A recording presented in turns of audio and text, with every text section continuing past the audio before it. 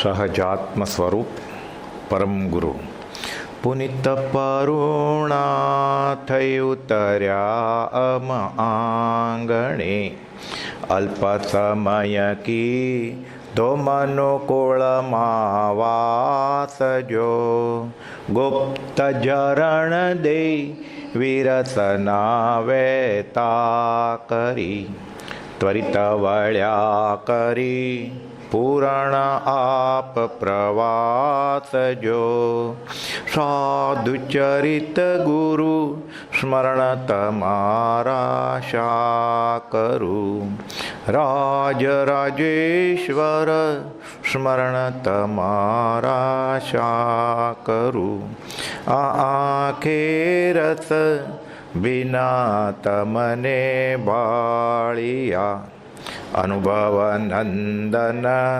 વનના વિરલ વિહારી જો બાકી જ્યાં ત્યાં હૃદય વિહીન નજરે પડે શુષ્ક જીવન સરી તાપુરમાં સંસારી જો સાધુચરિત ગુરુ સ્મરણ તમારા શા કરું મેં ગરુડા આણ્યામ ઉરમરુ ક્ષેત્રમાં ટૌકી સ્વર્ગીય રૂડારાગમલ્લારજો નવ પલ્લવતા અર્પી જીવન બાગમાં કીધા અમને ઉન્નત અધિક ઉદારજો સાધુચરિત ગુરુ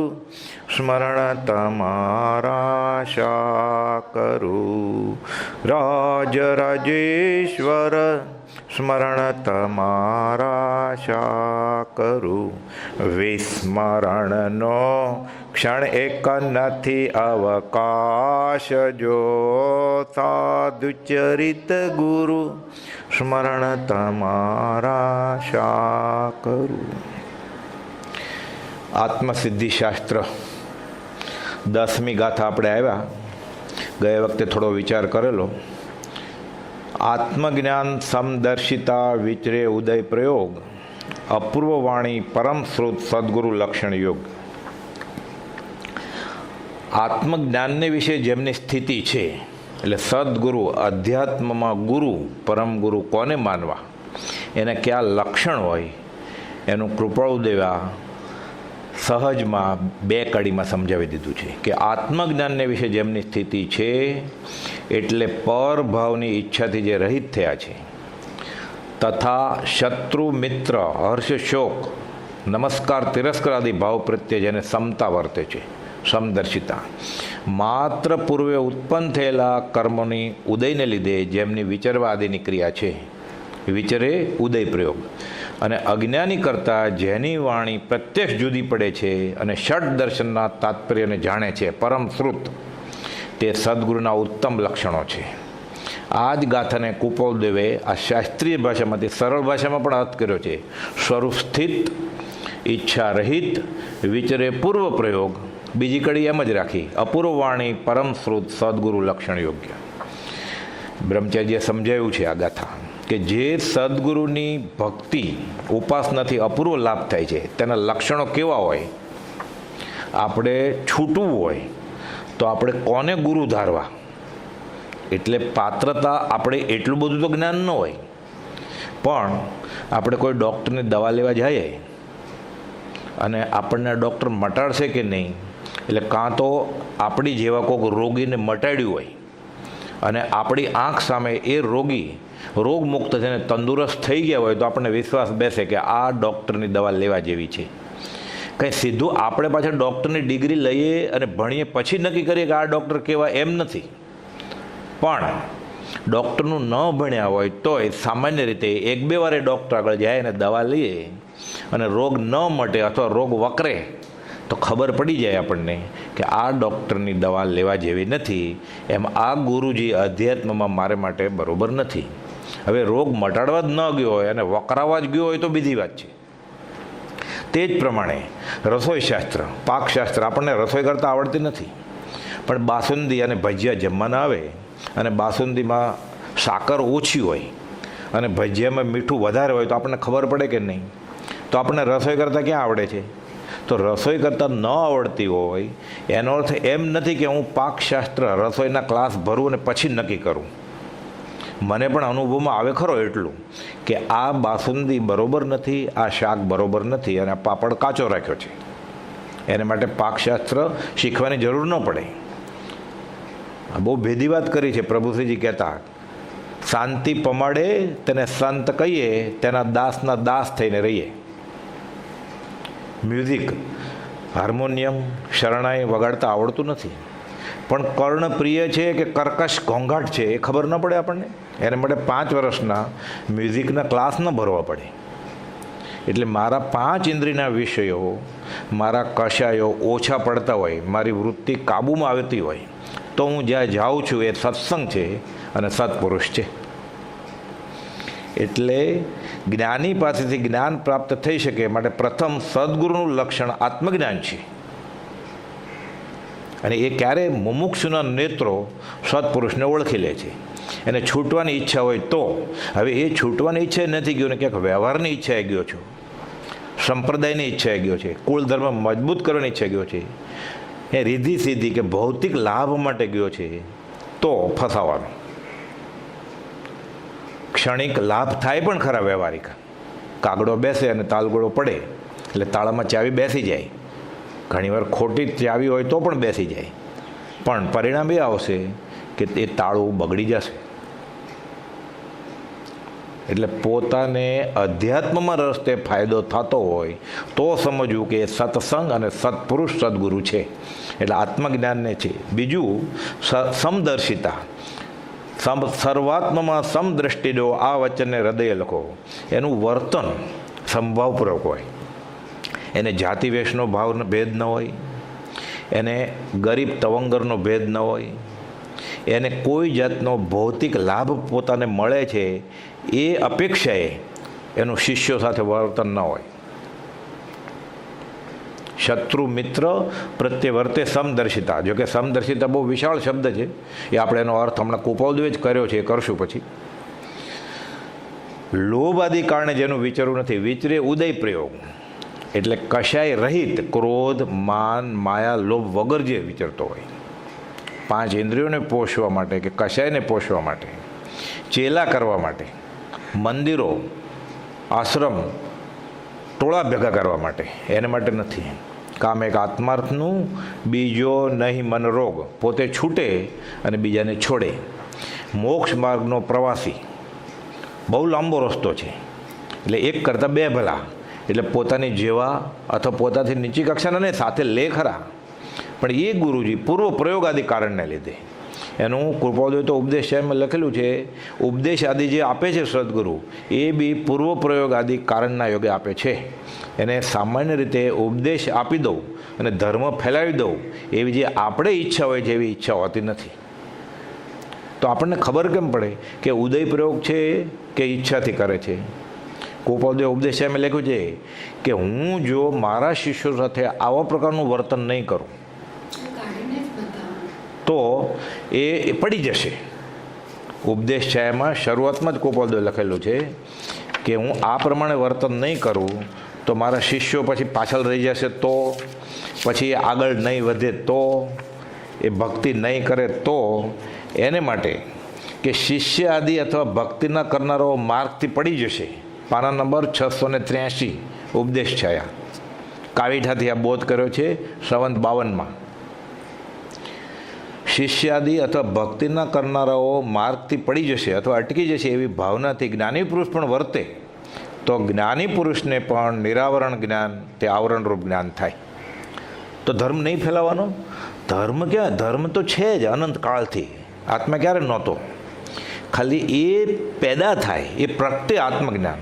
એને માટે જે સત સાધન છે એ પોતે આચરે અને બીજાને આચરણ કરવાનું શીખવાડે. અટકી ન જાય, પોતે નીચલી દેશે આવીને એ ઉપદેશ બોધ ન આપે, ઉદય પ્રયોગે આપે.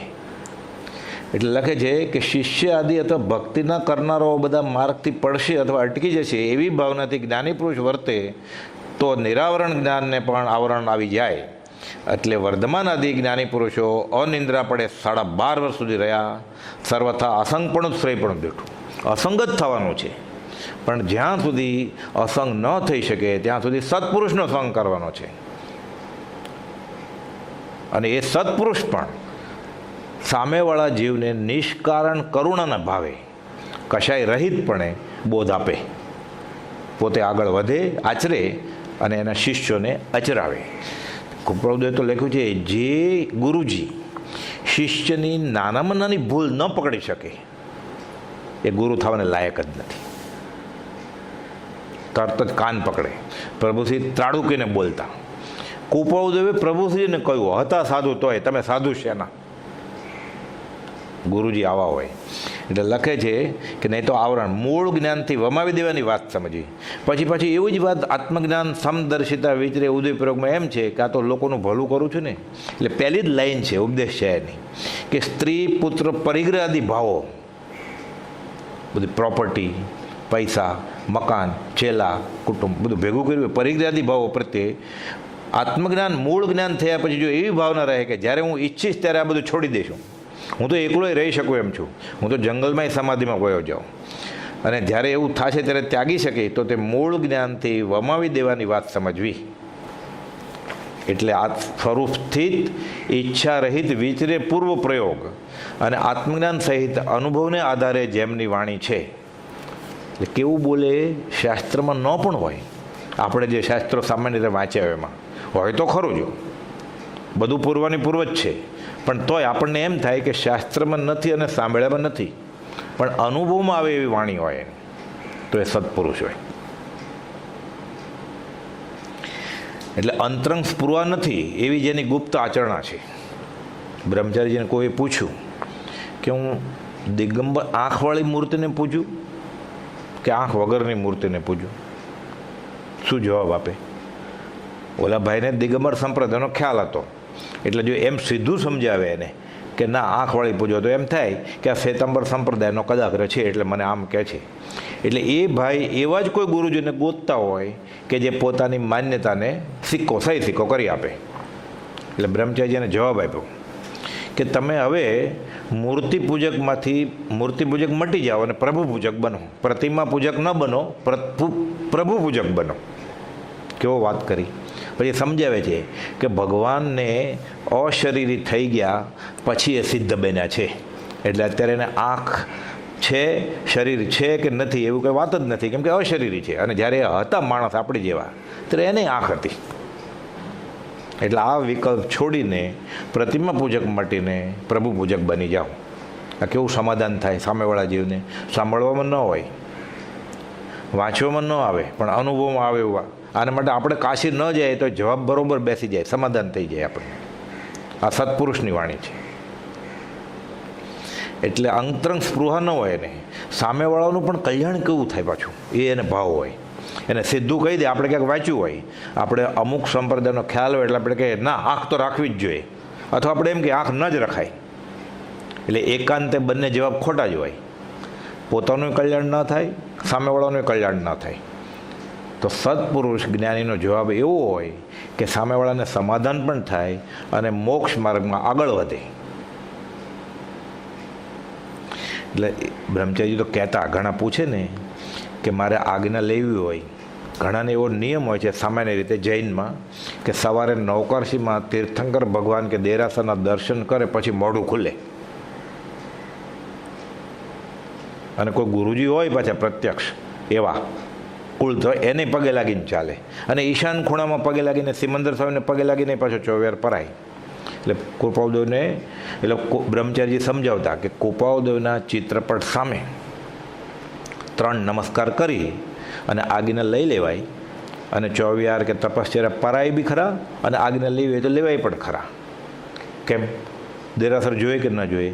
તો દેરાસરમાં મૂર્તિ છે ને ભગવાનની, એ મૂર્તિ પથ્થરની હોય ના, અમુક જગ્યાએ ધાતુની હોય, અમુક જગ્યાએ સોનાની હોય, અમુક જગ્યાએ પંચધાતુની હોય, અમુક સાઉથમાં તો માણેક સાચા રત્ન સ્ફટિકની મૂર્તિ હોય છે. તો એને 3 નમસ્કાર કરીને ચાલે. હવે સ્ફટિક ન હોય, પંચધાતુ ન હોય, લાકડું હોય તો ચાલે કે નહીં? લાકડાની મૂર્તિ હા ચાલે. લાકડાને બદલે કાગળ હોય તો કાગળ હોય તો વચનામૃતમાં ગોપાલદેવનું ચિત્રપટ હોય એને 3 નમસ્કાર કરે, ચાલે કે નહીં? સોનું, પંચધાતુ, રત્ન, સ્ફટિક કે પથ્થર, માર્બલ, રાજસ્થાનનો પાષાણ, બધું પૂતગલ જ છે ને, અને બધી શિલ્પની જ કલ્પના છે ને. ગોપાલદેવ તો આ જ રેખામાં હતા જ્યારે હતા ત્યારે. તો એ ભાવથી 3 નમસ્કાર કરે. અને એ કાગળની છે, પૂઠું છે, કાર્ડબોર્ડ છે અને તાંબુ નથી કે રાજસ્થાનનો કાળમીટ પથ્થર નથી, તો ધર્મ ન થાય? આ કેટલી અપૂર્વવાણી છે. એટલે બ્રહ્મચારીજી, પ્રભુશ્રીજી આવા દાખલા આપીને સમજાવતા. જો સમજે તો દેવતા, નહીં તો રણ પાષાણ. રાજસ્થાનનો પથ્થર જ છે ને, સમજે તો દેવ છે. અરે એવું બન્યું છે, આશ્રમથી, બાંધણી આશ્રમથી ત્યાં મૂર્તિ ન હોય તો બાજુના ગામમાં જઈ દેરાસરના દર્શન કરીને પછી મોઢું ખોલે અને 1 કલાકનો સત્સંગ ગુમાવે. અને વચનામૃત મોઢે હોય પાછું. એટલે આવા ખ્યાલ હોય છે. તો ગોપાલદેવને પગે લાગી ન ચાલે? પાછું બોલે ખરા, પછી આવીને 9 વર્ષથી પતી જાય ને પછી બધાને સાથે ગાય, પ્રથમ નમો ગુરુરાજને. તું ક્યાં પ્રથમ નમે ગુરુરાજને? આ શ્રદ્ધા પરમ દુલ્લા છે. એટલે આત્મજ્ઞાન શાસ્ત્રમાં નથી અને સાંભળ્યામાં નથી, છતાં અનુભવમાં આવે તેવું કથન છે. અંતરંગ સ્પૃહા નથી એવી જેની ગુપ્ત આચરણા છે, એ 4થું લક્ષણ કયું? સર્વમાન્ય, સર્વધર્મ સંબંધ, 6 દર્શનના સારરૂપ જેનું શાસ્ત્ર જ્ઞાન છે. આચરણ સૂત્રમાં લખેલું છે, સુઈગળંગ સૂત્રમાં છે કે વિતરાગનો બોધ કરવો છે, વિતરાગનો મૂળ માર્ગ પ્રભાવ ન કરવી છે, તો 6 દર્શનનો એને અભ્યાસ જોઈએ. સામેવાળો અન્ય ધર્મી આવે તો એને દલીલથી, દાખલાથી એવું સમાધાન થવું જોઈએ, તર્કથી. હવે એને ખબર જ ન હોય, એને એમ કે તમે સાવ ખોટા છો અને અમે સાચા છીએ, તો એમ ન ચાલે. આનંદજી મહારાજે લખ્યું છે, શટ દર્શન જીન અંગ ભણી જે, ન્યાસ સડંગ જો સાધે રે, નમી જીનવરના ચરણ ઉપાસક, શટ દર્શન આરાધે રે. આત્મા છે, નિત્ય છે, કર્તા ભોગતા છે, અંશે તો માને જ છે બધા દર્શન. જૈન દર્શન સંપૂર્ણ છે, વિતરાગ દર્શન. એટલે એકાંત તમે એમ કહી દો કે તમે સાવ ખોટા છો અને અમારું આ સાચું છે, તો એમ ન ચાલે. એ પરમ શ્રુત હોય. 6 દર્શનના સારરૂપ જેનું જ્ઞાન છે. એટલે સામેવાળાને યુક્તિથી, દલીલથી, તર્કથી સમાધાનપૂર્વક સમજાવે એ ગુરુજી હોય. હવે ઘણીવાર એવું થાય, પછી એવો અહોભો આવે ને એટલે પછી બીજા શાસ્ત્રો જ પકડી રાખે ને એનો જ સ્વાધ્યાય છે. વચનામૃત બાજુમાં રહી જાય, આત્મસિદ્ધિ બાજુમાં રહી જાય, તો એ પણ ન ચાલે પાછું. વચનામૃત મુખ્ય ટેક્સ્ટબુક છે આપણી, એ સમજવા માટે બધા શાસ્ત્રો વાંચવાની છૂટ છે. એકાંતે કોઈ શાસ્ત્રનો નિષેધ નથી કરવાનો. એટલે 6 દર્શનના સારરૂપ જેનું શાસ્ત્ર જ્ઞાન છે, 5મું લક્ષણ છે. અને આત્મધર્મનો ઉપદેશ આપવા માટે મુખ્યપણે આવી કોટીના મહાપુરુષ યોગ્ય ગણાય. ગોપાલદેવ તો લખેલું, આશુપ્રજ્ઞ રાજચંદ્ર લખેલું, પંચમ કાળમાં પ્રવર્તન કરવા માટે જે ગુણો જોઈએ એ બધા છે, ચમત્કારો જોઈએ છે અને એકત્ર થતા જાય છે. અને પછી લખ્યું, અમે પરમ શ્રુત છીએ. એક પત્રમાં એમ લખ્યું, બહુ શ્રુત નહીં, પરમ શ્રુત. એટલે સામેવાળો આવે અધ્યાત્મનો કોઈ પણ પ્રશ્ન લઈને તો સમાધાન લઈને જાય, એનું ભલું થાય. કદાચ ભલું ન થાય તો ભૂંડું તો ન જ થાય, કે કોઈ કદાગ્ર પકડીને તો ન જ જાય અહીંયાથી કે આમ કરો તો જ મોક્ષ થાય, એ ન હોય. એટલે આત્મજ્ઞાન, સમદર્શિતા, વિચરે, ઉદય, પ્રયોગ, અપૂર્વવાણી, પરમ શ્રુત, સદગુરુ, લક્ષણ યોગ્ય. ગોપાલદેવ ફરીવાર પાછું બીજી ગાથા લખી કે સ્વરૂપ સ્થિત ઈચ્છા રહિત વિચરે પૂર્વ પ્રયોગને સમજાયું છે કે આત્મ સ્વરૂપને વિશે જ જેની સ્થિતિ છે, વિષય અને માન પૂજા આદિ ઈચ્છાથી રહિત છે. સ્વરૂપ સ્થિત ઈચ્છા રહિત હોય. ઈચ્છા હોય ને એને વ્યવહારિક, તો એને અખંડ આત્મજ્ઞાન હોય જ નહીં. પત્ર 360 કાઢો. ગોપાલદેવ એક પત્રમાં લખ્યું છે કે ઈચ્છા હોય વ્યવહારિક અને પાછા ગુરુજી તરીકે હોય, આત્મજ્ઞાની ગુરુ તરીકે હોય, એ શક્ય નથી. વચનામૃત 360, મુંબઈ, ચૈત્રવદ 12, રવિ 1948. 4 જ લીટીનો પત્ર છે, 4.5 લીટીનો. જ્યાં પૂર્ણ કામપણું છે ત્યાં સર્વજ્ઞતા છે. મથાળે લખ્યું પૂર્ણ કામ, કોઈ ઈચ્છા બાકી જ નથી. કૃતકૃત્યતા, આત્માર્થ તો કૃતાર્થ સમજાય છે. વ્યવહારની તો ઈચ્છા કંઈ છે જ નહીં. પરમાર્થમાં આત્માનો સ્વાદ ચાખી ગયા છે. પછી 4થે હોય, 5મે હોય, 6ઠે હોય, 7મે હોય કે 13મે હોય, આત્મા ચાખી ગયા છે. ત્યાં સર્વજ્ઞતા છે, એને તો પૂર્ણ કામ થઈ ગયા છે. તો જેને બોધ બીજની ઉત્પત્તિ હોય છે તેને સ્વરૂપ સુપ્તિ કરીને પરિતૃપ્ત પણ વર્તે છે. આત્માનો આનંદ એટલો હોય છે એને કે બીજી કોઈ વસ્તુથી આનંદ લેવાની એને ઈચ્છા થતી નથી. સગળું પરવશ તે દુઃખરૂપ જાણો, નિજવશ તે સુખ લે. અને વિષય પ્રત્યે અપ્રયત્ન દશા વર્તે છે. એને વિષય પ્રત્યે પ્રયત્ન હોય જ નહીં. કુપાલની તો દશા પૂર્ણ પુરુષની 255માં લખે છે, 5 ઇન્દ્રિયો શૂન્યપણે પ્રવર્તે છે. મન મરી ગયું છે. આશ્ચર્યકારક છે કે કાંઈ ઈચ્છા જ નથી થતી. આ તો પૂર્ણ પુરુષના લક્ષણ. પણ સામાન્ય સદગુરુ હોય છે એને પણ વિષય પ્રત્યે અપ્રયત્ન દશા વર્તે. જે જીવિત તેમાં ક્ષણિકપણું છે, કોઈ અમર નથી શરીરની રીતે, આત્મા અમર છે. જે જીવિત તેમાં ક્ષણિકપણું છે તે જીવિતમાં જ્ઞાનીઓએ નિત્યપણું પ્રાપ્ત કર્યું છે, એ અચરજની વાત છે. એ આ મરી જાય મોર્ટલ દેહમાં ઇમોર્ટલ થઈ ગયા છે. જો જીવને, હવે આ સિદ્ધાંતની વાત કરી, ગુરુજી કોને કહેવાય? આત્મજ્ઞાન સમદર્શિતા વિચરે ઉદય પ્રયોગ અપૂર્વવાણી પરમશ્રુત સદગુરુ લક્ષણ યોગ, એક જ લાઈનમાં ગોપાલદેવે સમજાવ્યું છે. એટલે આપણે માટે આ માસ્ટર કી છે અધ્યાત્મની. જો જીવને પરિતૃપ્તપણું વર્ત્યા કરતું ન હોય તો અખંડ એવો આત્મબોધ તેને સમજવો નહીં. અને આત્મબોધ ન હોય એટલે સમકિત ન હોય તો ગુરુપણું ક્યાં? કેટલું સહેલું કહી દીધું. જો જીવને પરિતૃપ્તપણું વર્ત્યા કરતું ન હોય તો અખંડ એવો આત્મબોધ તેને સમજવો નહીં, એટલે ગુરુજી ન કહેવાય. આ એનો અર્થ છે. એટલે આત્માર્થ, કામ એક આત્માર્થનું, બીજો નહીં મન રોગ. બીજું કાંઈ બી કરવાની ઈચ્છા હોય તો એને અખંડ આત્મબોધ ન હોય. આ બદલાવું, આ કરું, આ માળા કરું, આ લાદી બદલાવું, આ રંગ રોગાન કરું, એને ઈચ્છા જ ન હોય. એને ખાલી આત્માર્થ ગમે તેમ કરીને જે સ્થિતિમાં મુકાણા છીએ પોતે અને પોતાના શિષ્યો, એને આત્માર્થ થાય એ જ એને ઈચ્છા હોય. કામ એક આત્માર્થનું, બીજો નહીં મન રોગ. અને આવું ક્યારે થાય એ કુપાલદેવ પાછું પૂર્વજન્મના પાઠમાં 64માં પાઠમાં લખેલું છે. એના નેણ વેણ શેણથી આપણને ખબર પડી જાય કે આ કુપાલદેવે આત્મશુદ્ધિમાં જે લક્ષણ કયા છે સદગુરુના, એ લક્ષણ છે કે નહીં એમાં, એ પછી વચનામૃતને આધારે ખબર પડી જાય.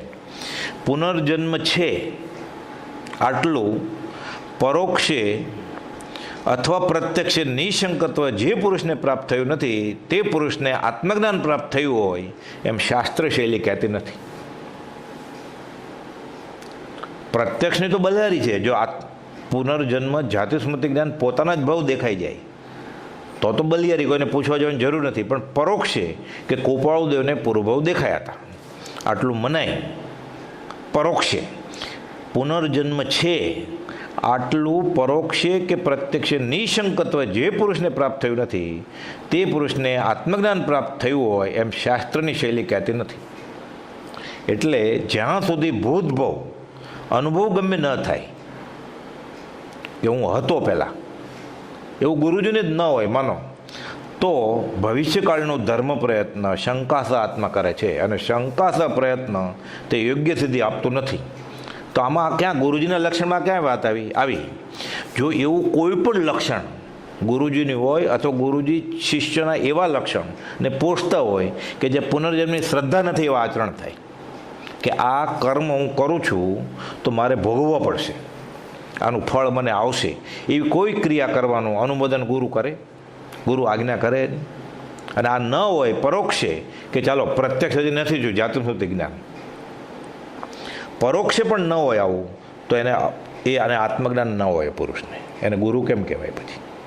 એટલે એના નેણ વેણ ને શેણથી ખબર પડી જાય. નેણ વેણ શેણ એટલે કેમ જોવે છે, કેમ જમે છે, કેમ બોલે છે, એના 5 ઇન્દ્રિયના વિષયની વાત આવે છે ત્યારે કેવું વર્તન છે એ ખબર પડી જાય. એટલે સ્વરૂપ સ્થિત ઈચ્છા રહિત હોય, જેમ થાય એમ થવા દે. જેમ રેલવેના યાર્ડમાં કન્ટેનરને એન્જિન ધક્કો મારે પછી કન્ટેનર બધા પાછળ આમ જાતા હોય, આપણને એમ થાય ચાલે જ કેમ, ચેતન થઈ ગયા કે શું, પણ એને એન્જિનનો ધક્કો લાગ્યો હોય. પૂર્વ પ્રયોગ આદિ કારણના યોગથી પહેલાં ધક્કો લાગેલો એને લીધે એને વિચારવું હોય. અરે શાસ્ત્રમાં તો એમ છે, જૈન શાસ્ત્રોમાં, કે સાધુ આચાર્ય ઉપાધ્યાય કે સાધુ વિહાર કરે ને તો સંઘપતિને ખબર ન હોય કે આવતીકાલે સવારે એ ઉત્તર ભણી જવાના છે કે દક્ષિણ ભણી જવાના છે. એ વિચરે પછી ખબર પડે કે નીકળી ગયા આ બાજુ. આ સાધુ વિચરે ઉદય પ્રયોગ.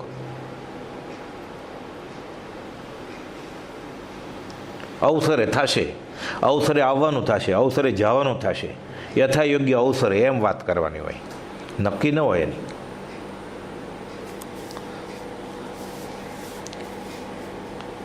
હવે પ્રશ્ન કરે છે શિષ્ય, વર્તમાન કાળમાં સ્વરૂપસ્થિત પુરુષ હોય નહીં, એટલે જે સ્વરૂપસ્થિત વિશેષણ સદગુરુ કહ્યા છે એ આજે હોવા યોગ્ય નથી. એટલે કૃપાળદેવ જવાબ આપે છે, સમાધાન કરે છે. વર્તમાન કાળમાં કદાપી એમ કહેલું હોય તો કહેવાય કે કેવળ ભૂમિકાને વિશે એવી સ્થિતિ અસંભવિત છે. એ પણ કદાપી. આ કાળમાં કેવળ જ્ઞાન ન હોય, આ કાળમાં મોક્ષ ન હોય, એ કૃપાળદેવની માન્યતા છે જ નહીં. કૃપાળદેવ તો લખ્યું જ છે, 50થી વધારે જગ્યાએ લખ્યું છે વચનામૃતમાં કે આ કાળે મોક્ષે હોય, કેવળ જ્ઞાને હોય ને બધું મળે. પણ મુખ્ય 213માં વચનામૃતમાં કૃપાળદેવ લખ્યું છે કે જૈન ગ્રંથોમાં ક્વચિત પ્રતિપાદન થયું હોય, ક્વચિત એટલે ક્યાંક, એ ભલે રહ્યું. અમે તો એમ જ માનીએ છીએ કે આ કાળે મોક્ષ છે. 213મો પત્ર, 379મો પત્ર. આ કાળે મોક્ષ છે જ. મોક્ષ સુલભ છે, દાતા દુર્લભ છે. ઉપદેશાયમાં કૃપાળદેવે લખ્યું છે આ કાળમાં મોક્ષ નથી, એ વાત સાંભળવી નહીં. ઉપદેશાયા 11મી નોંધ, અલગ છે જગ્યાએ લખ્યું છે ઉપદેશાયમાં. આ કાળે કેવળ જ્ઞાન નથી, આ અજ્ઞાનીની વાણી છે. અજ્ઞાનીઓ આજે કેવળ જ્ઞાન નથી એમ કહે છે. એટલે આપણને કોઈ એવું ઠસાવતા હોય શાસ્ત્રોને આધારે કે આ કાળમાં કેવળ જ્ઞાન ન હોય, અને હું કૃપાળદેવને માનું છું, તો એ શું થયું? કાઢો 703મું પાનું કાઢો. એમાંય લખ્યું છે, 718માં પાના ઉપર એ લખ્યું છે, ઘણી જગ્યાએ કૃપાળદેવ લખાયું છે. પાના નંબર 703 ઉપદેશાયમાં લખ્યું છે, અજ્ઞાનીઓ આજ કેવળ જ્ઞાન નથી, મોક્ષ નથી એવી હીન પુરુષાર્થની વાતો કરે છે. જ્ઞાનીનું વચન પુરુષાર્થ પ્રેરિત એવું હોય. હવે હું કૃપાળદેવને માનું છું અને મને કોઈ એવું શીખવાડતો હોય કે આજ કેવળ જ્ઞાન નથી ને મોક્ષ નથી, તો કૃપાળદેવ એમ લખે છે કે એ અજ્ઞાનીઓ છે. તો મારે એની સાથે બેસાય આત્મા માટે, મારે એની સાથે ધર્મ માટે બેસાય, એનો સત્સંગ કરાય, પછી ભલે ને પર્યુષણ હોય, દિવાળી હોય. પાના નંબર 703 ઉપદેશાયમાં એવું જ કૃપાળદેવે બીજી જગ્યાએ લખ્યું છે, 719માં પાના ઉપર ઉપદેશાયમાં. ભવસ્થિતિ પંચમ કાળમાં મોક્ષનો અભાવ આદિ શંકાઓથી જીવે બાહ્યવૃત્તિ કરી નાખી છે, પણ આવા જીવો પુરુષાર્થ કરે અને પંચમ કાળ મોક્ષ થતાં હાથ ઝાલવા આવે તો એનો ઉપાય અમે લઈશું. કાળ કાંડું પકડવા આવશે તો અમે એનો ઉપાય કરીશું, કૃપાળદેવે એમ લખ્યું છે. એટલે ઉપદેશાયમાં ઘણી જગ્યાએ કૃપાળદેવે લખ્યું છે.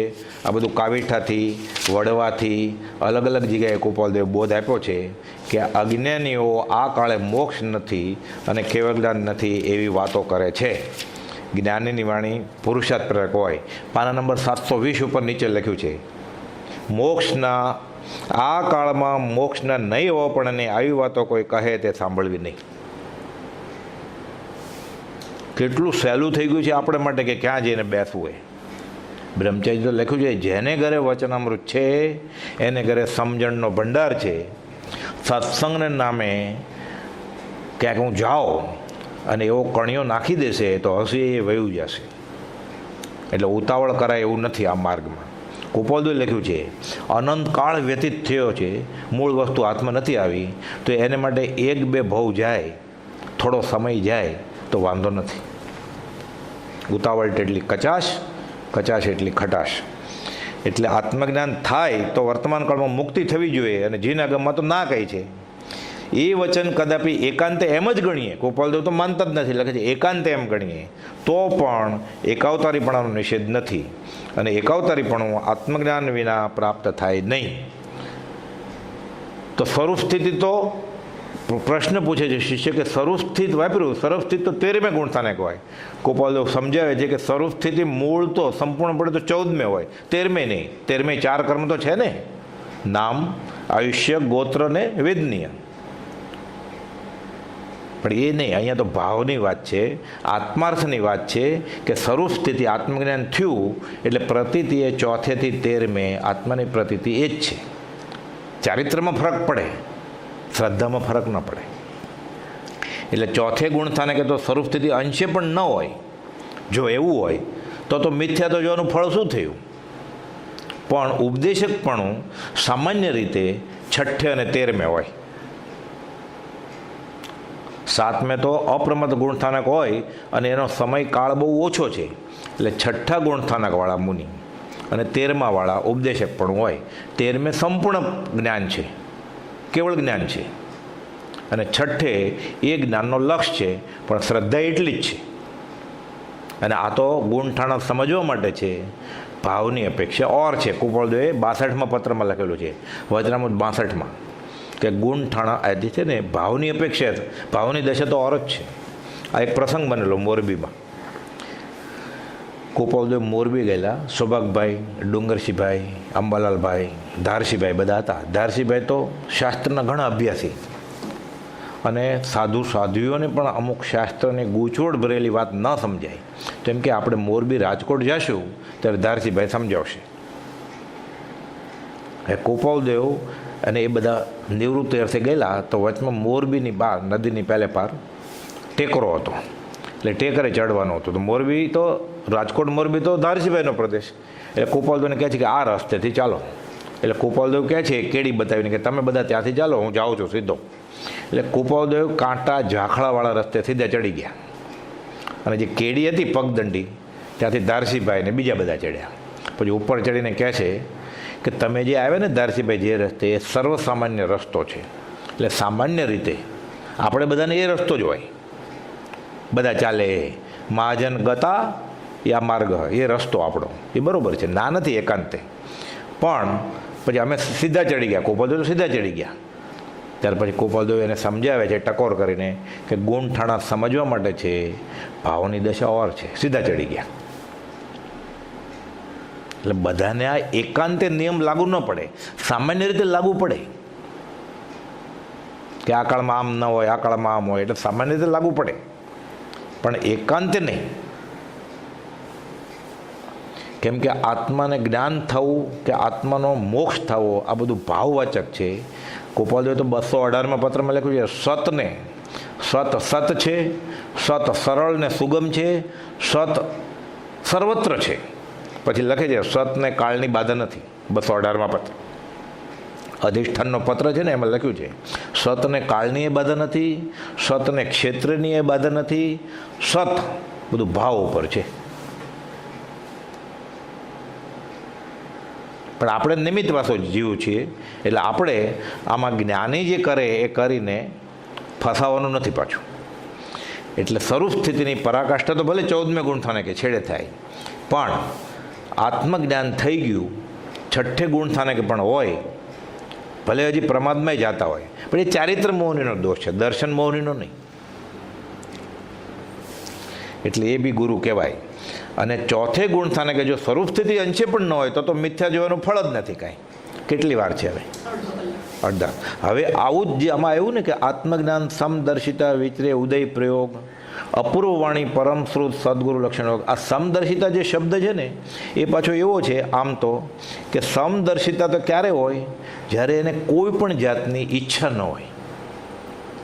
એટલે ગોપાલદેવ કહે છે વિષય માન પૂજા આદિની ઈચ્છા ન હોય, ખાલી પૂર્વ પ્રયોગ જ વિચરતા હોય અને સંભવ હોય. શત્રુ મિત્ર પ્રત્યે વર્તે સમદર્શિતા આવે છે ને. સરોવરનું પાણી, દરિયાનું પાણી નહીં, ઉછળે નહીં મોજા. એટલે ગોપાલદેવે 837મા પત્રમાં આ સમદર્શિતા શબ્દનો અર્થ સમજાવ્યો છે. વચનામૃત 837.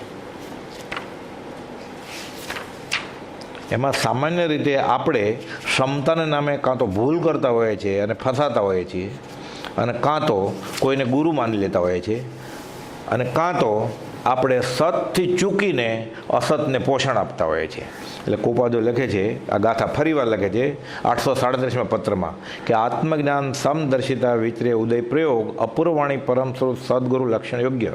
સદગુરુ યોગ્ય આ લક્ષણો મુખ્યપણે કયા ગુણસ્થાને કે સંભવે અને સમદર્શિતા એટલે શું? એટલે કૃપાલદેવ સમજાવે છે. પછી ઘણી બધી ગાથાઓના અર્થ કૃપાલદેવે અલગ અલગ પત્રોમાં કરેલા છે. સદગુરુ યોગ્ય લક્ષણો દર્શાવ્યા તે મુખ્યપણે વિશેષપણે ઉપદેશક અર્થાત માર્ગ પ્રકાશક સદગુરુના લક્ષણ કયા છે? ઉપદેશક ગુણસ્થાનો 6 અને 13 છે. વચલા 7માંથી 12મા સુધીના ગુણસ્થાન અલ્પકાળવર્તી છે. હવે શ્રેણી માંડે 7મે અને માથે આશ્રય છે, તે તો 2 ઘડીની અંદર વયા જાય 13મે, એટલે લાંબા કાળ સુધી ન ચાલે, અલ્પકાળવર્તી છે. એટલે ઉપદેશક પ્રવૃત્તિ તેમાં ન સંભવે. અપરમતો યોગમાં આત્માના અનુસંધાનમાં બેસી જાય, પછી ઉપદેશનું અને સ્વાધ્યાયનું કાર્ય ક્યાં કરે?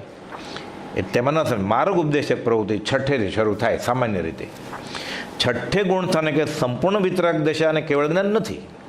સંપૂર્ણ કેવળ જ્ઞાન તો 13મે પ્રગટે, 12માના છેવાડે, તે તો 13મે છે. અને યથાવત માર્ગ ઉદ્દેશકપણું પણ 13મે ગુણસ્થાને કે વર્તા સંપૂર્ણ વિતરાગ અને કેવલ્ય સંપન્ન પરમ સદગુરુ શ્રી જીન તીર્થંકર કે કેવળીને વિશે ઘટે 13મે ગુણસ્થાને કે. પણ એ ન હોય તો એના જવાબ છે તથાપિ 6 ગુણસ્થાને કે વર્તા મુનિ જે સંપૂર્ણ વિતરાગતાને કેવલ દશાના જ ઉપાસક છે. પાછા એને બીજી કોઈ ઈચ્છા નથી રહી. હવે આગળ આવ્યું ને હમણાં, સ્વરૂપ તે જ ઈચ્છા રહિત વિચરે પૂર્વ પ્રયોગ. તે દશા અર્થે જેના પ્રવર્તન પુરુષાર્થ છે તે દશાને સંપૂર્ણપણે જે પામ્યા નથી, તથાપિ તે સંપૂર્ણ દશા પામવાના માર્ગ સાધન પોતે પરમ સદગુરુ શ્રી તીર્થંકર આદિ આપતા પુરુષના આશ્રય વચનથી જેણે જાણ્યા છે, પ્રતીત્યા છે, એને પૂર્ણ પ્રતીતિ છે કે મારે આ જ કરવાનું છે. પછી એના વ્યવહારમાં એ આપણને દેખાઈ જાય, બીજી પ્રવૃત્તિ ન હોય, બીજી પ્રવૃત્તિને અનુમોદન ન હોય. અનુભવ્યા છે આમ અને આ સાધનો બધા, અને માર્ગ સાધનની ઉપાસના એ જેની તે દશા ઉત્તરોત્તર પ્રગટ થતી જાય છે. શ્રી જીન તીર્થંકર આદિ પરમ સદગુરુનું તેના સ્વરૂપનું ઓળખાણ જેના નિમિત્તે થાય, જે સતદેવ વિતરાગ દેવની ઓળખાણ કરાવે તે સદગુરુ. આ સહેલામાં સહેલી વ્યાખ્યા બ્રહ્મચારીએ કહી છે કે સતદેવ અને સત ધર્મ જે અપાવે, પમાડાવે, એ સદગુરુ. જે પોતે પોતાને પમાવડાવતો હોય એ ગુરુજી ન હોય. એટલે કૃપાલદેવ શું લખે છે આત્મસિદ્ધિમાં? આગળ જ્ઞાની થઈ ગયા વર્તમાનમાં હોય. ગીતામાં અર્જુનને શ્રી કૃષ્ણ એમ કે મેં પૂર્વાચાર્યો પાસેથી આ પ્રમાણે સાંભળ્યું છે, આમ કહેતા હતા. તીર્થંકર આમ કહેતા હતા. તીર્થંકરના હૃદયમાં આમ વાત હતી. વિતરાગ જેવો બોધ અમને સહેજે સ્મરણમાં છે, તમને આપીએ છીએ. 6 પદના પત્રમાં શુદ્ધ આત્મ સ્વરૂપને પામ્યા છે એવા જ્ઞાની પુરુષે નીચે કહ્યા છે તે 6 પદ. તમે જ કહ્યા છે તો નીચે 6 પદ કહે પોતે જ, પણ પોતે ઠેકો લઈ લેતા નથી. આ સતદેવ સદગુરુનું આ લક્ષણ છે. એ સતદેવ બતાવે અને સતધર્મ બતાવે. સહેલામાં સહેલી વ્યાખ્યા, સદદેવ ને સદધર્મ બતાવે એ સદગુરુ. હવે સદધર્મ બતાવે એટલે છૂટવો જોઈએ, પકડ્યું તો. સદદેવ બતાવે એટલે વિતરાગ દેવને બતાવતો હોય. પછી એ કૃપાલદેવને માપતા હોય તો, કૃપાલદેવના ગુણઠાણા નક્કી કરતા હોય તો, આટલું સાચું ને આટલું ખોટું એટલે કૃપાલદેવનું પેપર તપાસતા હોય તો, કે 10માંથી 6, 10માંથી 4, 10માંથી 7. તે સતદેવ નથી બતાવતા. ક્યાંથી બતાવે? પોતે જ જોયા ન હોય તો તે સદગુરુ ન હોય.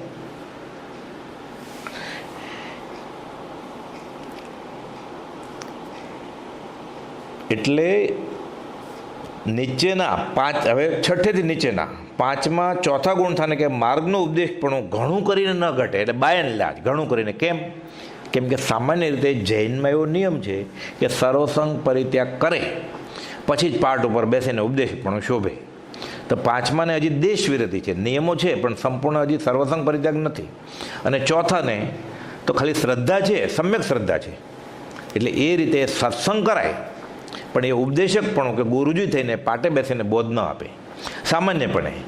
પણ કોપાદો લખ્યું છે ભાવની દશા ઓર છે, એટલે એવા હોય કોપાદો જેવા કે જેને આ ગુણઠાણાની આ બધા માપદંડ લાગુ પડે નહીં.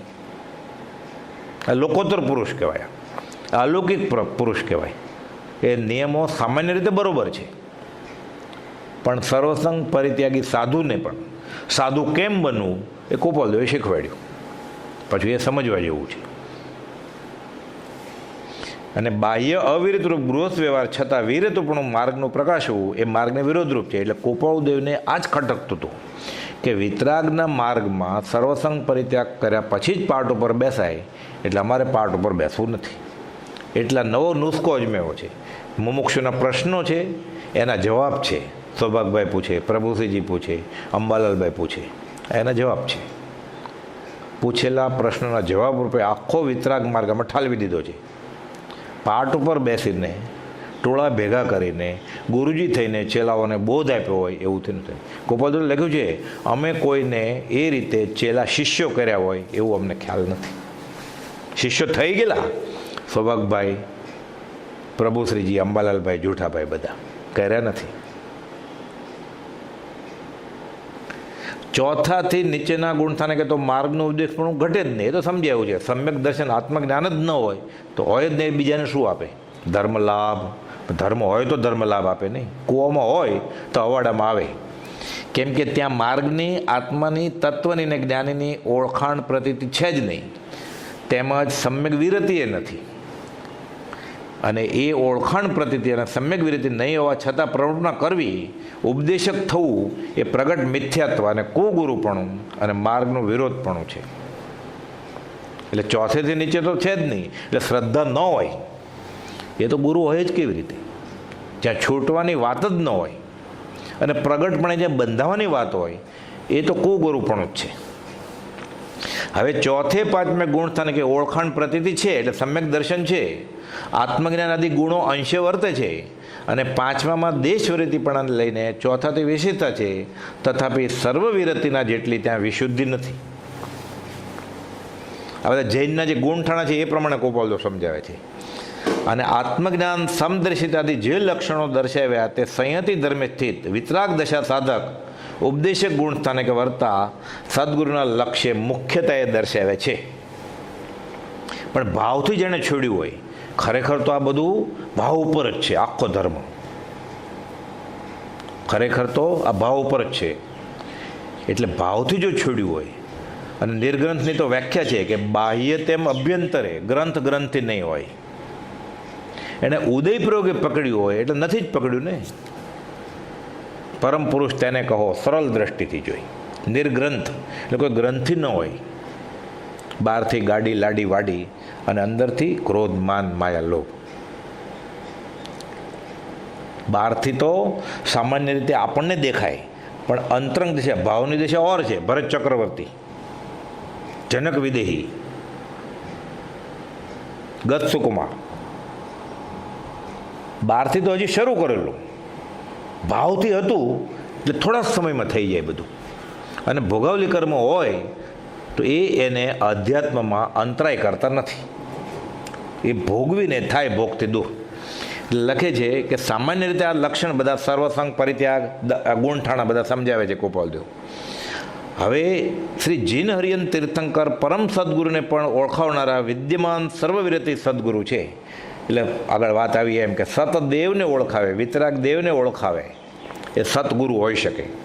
અને સદગુરુના લક્ષ્ય એ લક્ષણો મુખ્યત્વે દર્શાવે છે. હવે સમદર્શિતાનો અર્થ સામાન્ય રીતે આપણે આપણી બુદ્ધિથી ખતવતા હોઈએ છીએ. એટલે કોપાલદેવે વ્યવસ્થિત રીતે 2 પાના ભરીને સમજાયું છે 837માં પત્રમાં કે સમદર્શિતા એટલે પદાર્થને વિશે ઇષ્ટ અનિષ્ટ બુદ્ધિ રહિતપણું. કે આ મને સુખનું કારણ, આ મને દુઃખનું કારણ એવું ન હોય. ઈચ્છા રહિતપણું, સ્વરૂપથી જ ઈચ્છા રહિત એટલે આત્મજ્ઞાન સમદર્શિતા. સમદર્શિતા એટલે ઈચ્છા રહિતપણું, વ્યવહારની કોઈ પણ ઈચ્છા હોય નહીં. મમત્વ રહિતપણું, સમદર્શિતા ચારિત્ર દશા સૂચવે છે. બહારથી કદાચ દેખાય, ભાવથી તો એને હોય જ નહીં. રાગ દ્વેષ રહિત થવું તે ચારિત્ર દશા છે. એટલે ખાલી કપડાં બદલી નાખ્યા એ ચારિત્ર નથી. રાગ દ્વેષ રહિત થવું તે ચારિત્ર દશા છે. એટલે ખરું ચારિત્ર તો શું છે? આત્મધર્મ અકશાયતા, ઈષ્ટ અનિષ્ટ બુદ્ધિ, મમત્વ, ભાવ અભાવનું ઉપજવું એ રાગદ્વેષ છે. આ મને પ્રિય છે, આ મને ગમે છે, આ મને અપ્રિય છે, આ મને નથી ગમતું, એવા ભાવ સમદર્શીને વિશે હોય નહીં. સમદર્શી બાહ્ય પદાર્થોને, તેના પર્યાયને, તે પદાર્થ તથા પર્યાય જેવા ભાવે વર્તે તેવા ભાવે દેખે, જાણે, જણાવે પણ ખરા, પણ તે પદાર્થ કે તેના પર્યાયને વિશે મમત્વ કે ઈષ્ટ અનિષ્ટપણું ન કરે. કુપોદે કહેલું મુનિને, મુનિ ક્ષેત્રને કે છેડે બાંધે, દ્રવ્ય, ક્ષેત્ર, કાળ અને ભાવથી અપ્રતિબદ્ધ હોય. આ મારું ક્ષેત્ર, આ મારા શ્રાવકો, આ મારા શિષ્યો, આ મારું મંદિર, આ મારો આશ્રમ, એવો એને અંદરથી ભાવ ન હોય, એને અપ્રતિબદ્ધપણું હોય, એને કે આ ક્ષેત્રે જાય તો સારું, આ ક્ષેત્રે જાય તો ન સારું, એવું એને ન હોય. દ્રવ્ય, ક્ષેત્ર, કાળ ભાવથી એ મુક્ત હોય, ક્ષેત્રનો પ્રતિબંધ ન હોય એને. એટલે લખે છે કે આત્માનો સ્વાભાવિક ગુણ દેખવા જાણવાનો હોવાથી પાછું જ્ઞાનીને દેખાય બધું, જાણે બધું. એટલે કુપોદેવ સમદર્શિતાનો સૂક્ષ્મ રીતે અર્થ સમજાવે છે. આત્માનો સ્વાભાવિક ગુણ દેખવા જાણવાનો હોવાથી તે જ્ઞેય પદાર્થને જ્ઞેય આકારે દેખે, જાણે, પણ જે આત્માને સમદર્શીપણું પ્રગટ થયું છે તે આત્મા તે પદાર્થને દેખતા જાણતા છતાં તેમાં મમત્વ બુદ્ધિ, તાદાત્મ્યપણું, ઇષ્ટ અનિષ્ટ બુદ્ધિ કરે નહીં. વિષમ દ્રષ્ટિ આત્માને પદાર્થને વિશે તાદાત્મ્ય થાય, સમદ્રષ્ટિને ન થાય. આપણે બધું સરખું એવું નહીં.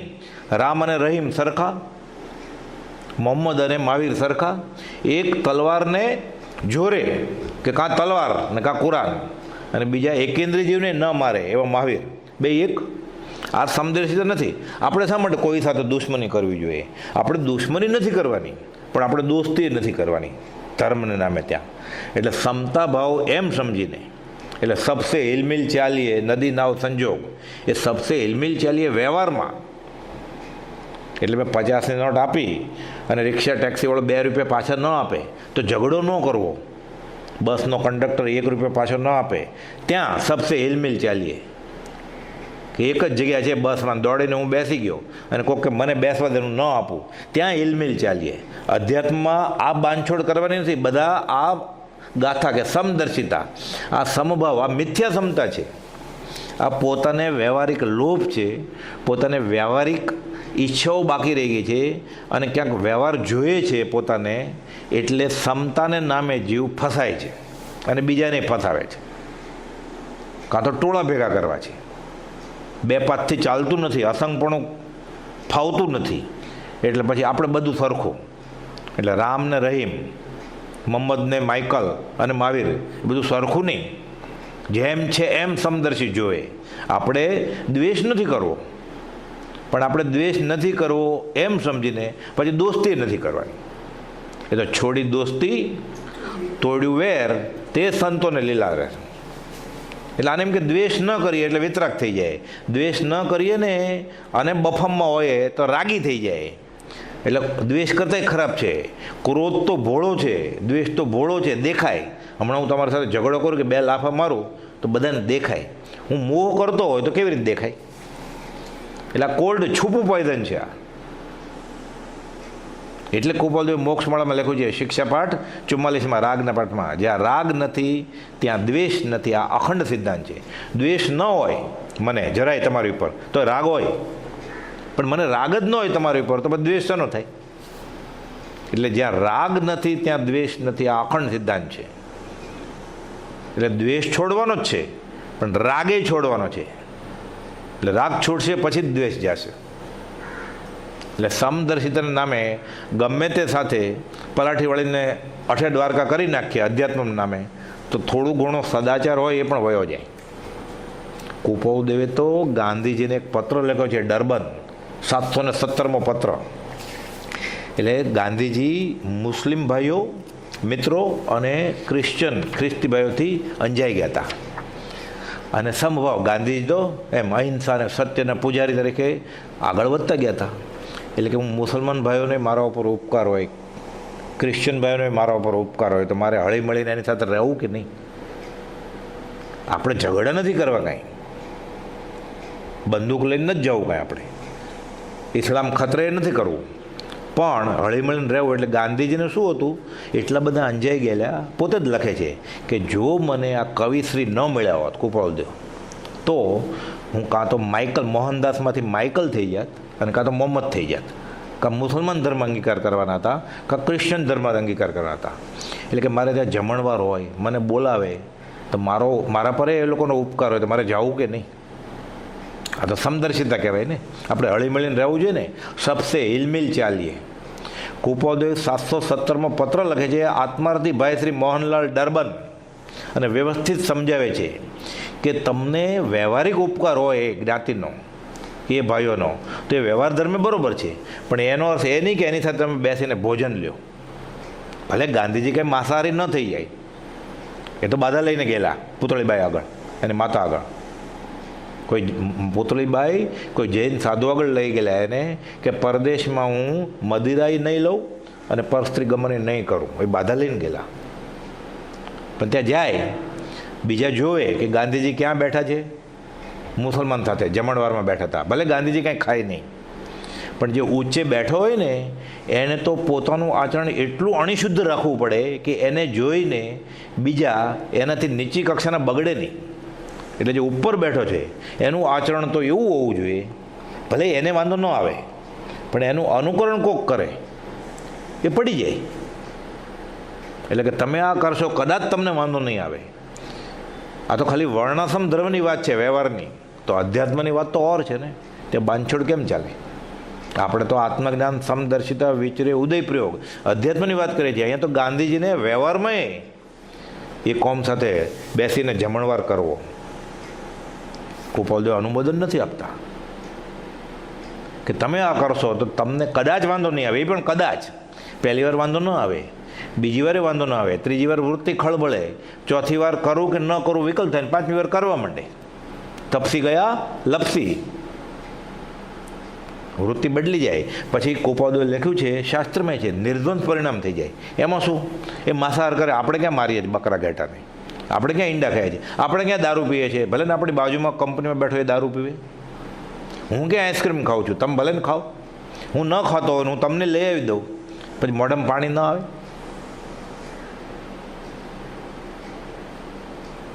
નિમિત્તવાથી જીવ છે ને. ઘી થેજેલું ઘી અગ્નિ આગળ જાય, ઓગળે વગર રહે. એટલે છૂટ નથી કે મને વાંધો નહીં આવે. કૃપાળુદેવ કે તને શું ભલાને વાંધો આવશે? હજારો વર્ષોના તપસ્વી, કૃપાળુદેવ તો લખ્યું છે ઉપદેશ ચાયમાં 689માં પત્રમાં, બહુ સમદર્શિતાને નામે ફસાવાનું નથી ધર્મમાં. પાના નંબર 689માં લખેલું છે કૃપાળુદેવે કે સ્ત્રીએ હાડમાસનું પૂતળું છે એમ સ્પષ્ટ જાણ્યું છે, તેથી વિચારવાની વૃત્તિ ત્યાં ક્ષોભ પામતી નથી. મને કાંઈ વાંધો નહીં આવે. તો પણ સાધુને એવી આજ્ઞા કરી છે કે હજારો દેવાંગનાથી ન ચડી શકે તેવા મુનિએ પણ, તમારે ને મારે ગૃહસ્થ વ્યવહારે નહીં, હજારો મુનિઓથી ન ચડે એવા હજારો દેવાંગનાથી ન ચડે એવા મુનિ સાધુએ, સર્વસંગ પરિત્યાગી સાધુ. કેવા સાધુ?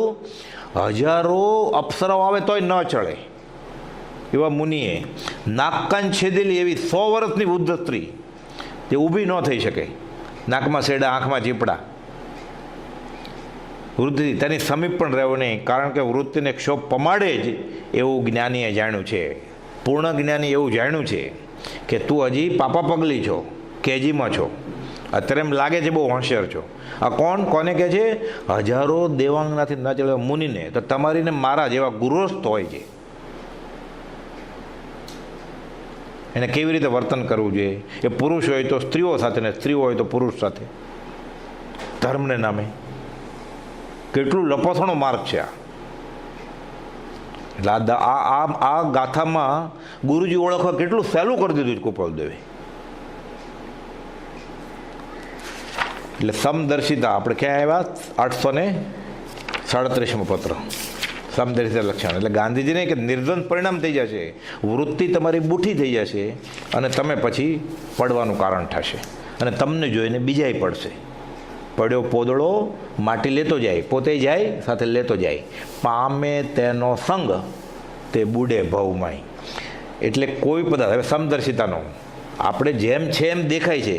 આપણે તલવાર લઈને ઝઘડો કરવા નથી જવું, આપણે પોલીસ ડિપાર્ટમેન્ટનો માણસ નથી થવું, આપણે નિંદાએ કોઈને નથી કરવી, આપણે દ્વેષે નથી કરવો, આપણે એની ખુરશી નથી જોતી.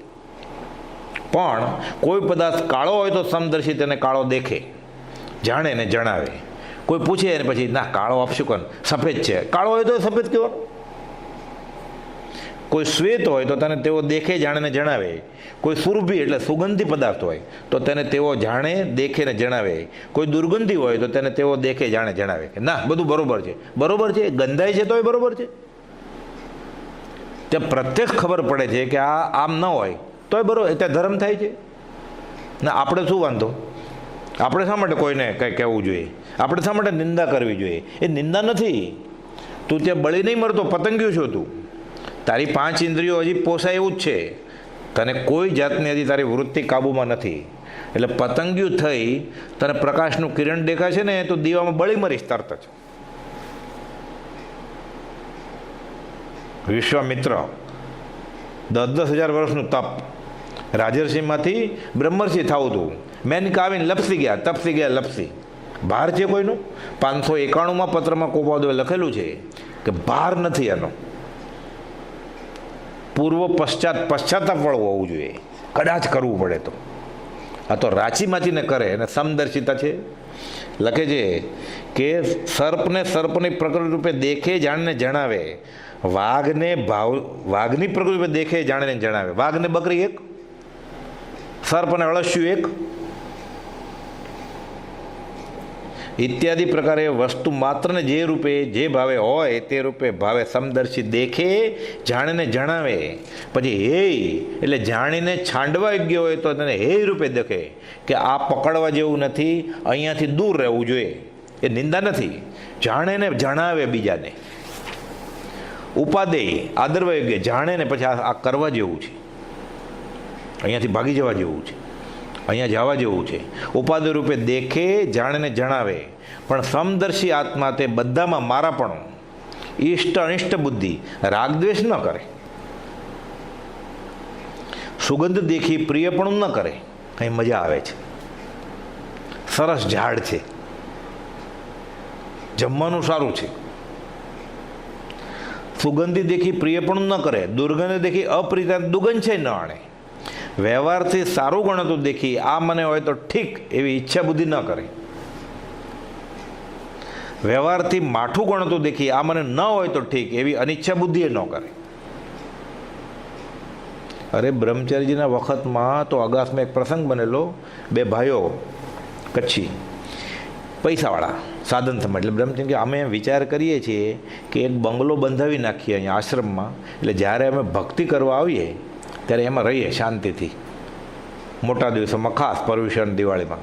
બ્રહ્મ કે તમે કેટલા વખતથી અહીંયા આવો છો? તો કે આટલા વર્ષથી. તમે અહીંયા ક્યારે આવ્યા ને તમને ભક્તિ કરવી તેને રૂમ ન મળી? તો કે એવું બન્યું જ નથી. તો કે બંગલોને માથાકોટ મૂકો, ભક્તિ કરવા માંડો.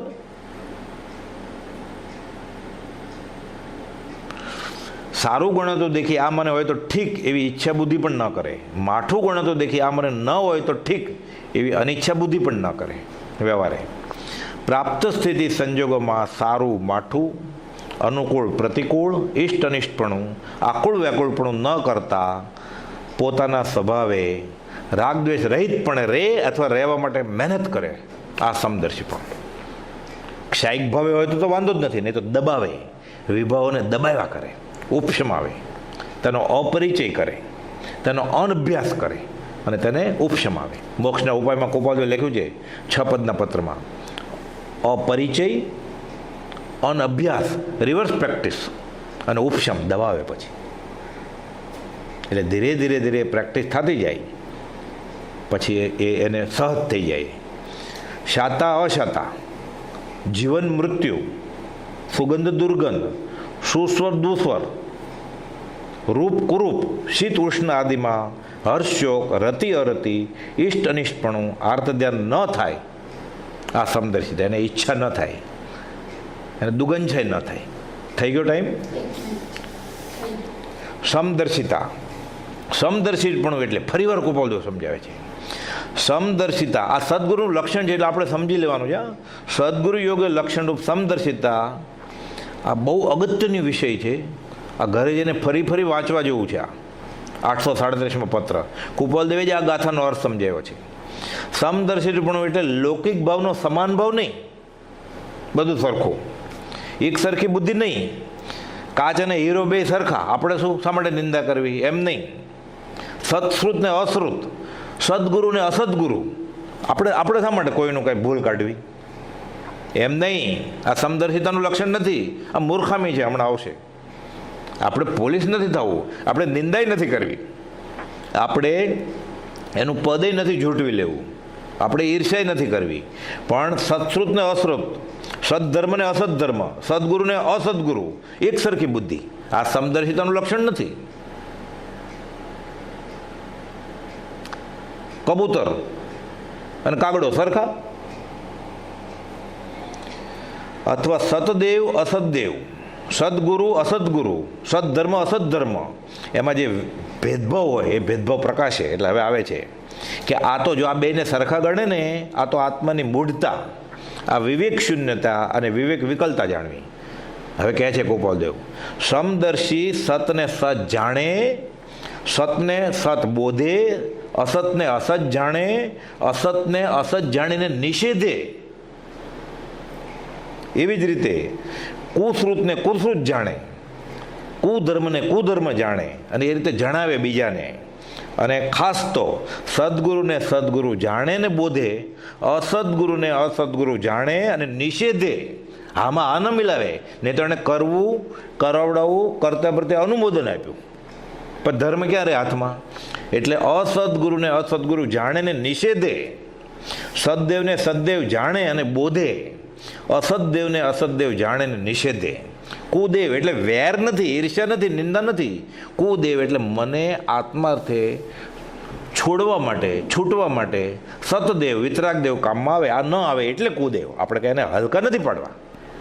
લોકોને એમ કે આપણે શા માટે કોઈના દેવને હલકા કહેવા જોઈએ? અહીંયા હલકા ભારેની વાત જ નથી.